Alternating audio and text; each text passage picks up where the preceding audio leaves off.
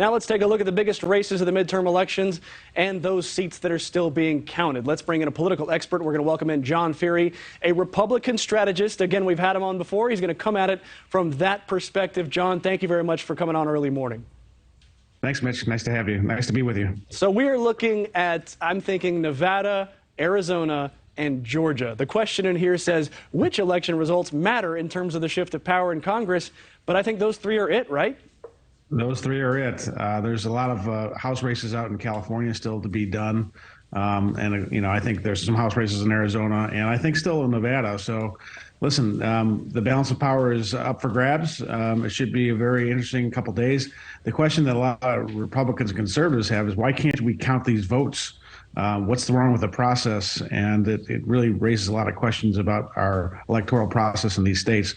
But, we got to count all these votes and hopefully we get the result we want.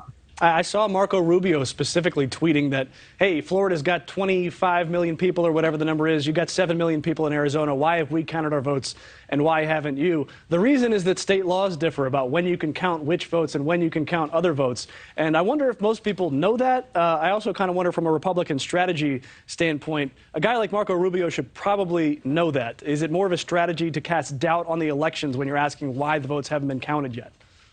I don't think it's, I think it's more of a, hey, we do it better in Florida, aren't we cool? And I think he's right. I mean, the fact is that you should probably change your state laws so you can get these counts done quickly. Now, in many ways, in Arizona especially, this might help Republicans because a lot of the votes are coming in are Republicans who didn't trust the vote count process, and instead of mailing in their ballots, they drop them off, and many of those ballots are the ones that are being counted right now. So this might actually help Republicans, but we'll see what happens. It's a very strange process. And when I was growing up, we had paper ballots and everything would be counted by the end of the night. I think with all this newfangled technology, sometimes we make things more difficult than it has to be.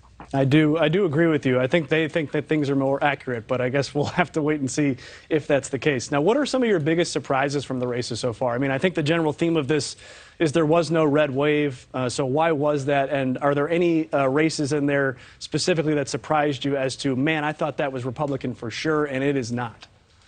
Well, I was surprised by how bad things happened in Michigan. That Gretchen Whitmer was supposed to easily able to win. I thought that we would do a lot better in Illinois. We lost to pretty much all those seats. I'm from Illinois. I thought there was going to be a big red wave. I mean, I think I said that with you a couple of days ago, and there wasn't. And we're all scratching our heads saying, what the heck happened? I think a couple things happened. I think that Donald Trump made it about him when it should have been a referendum on Joe Biden.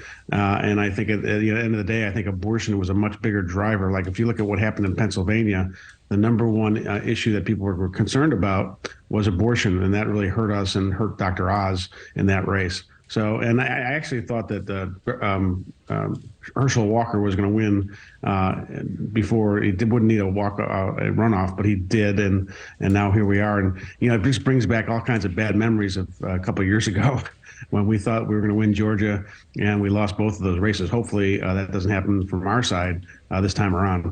Well, thanks for watching. Go to newsnationnow.com to find NewsNation in your cable lineup. And don't forget to click the red subscribe button below to get more of NewsNation's fact-based, unbiased coverage.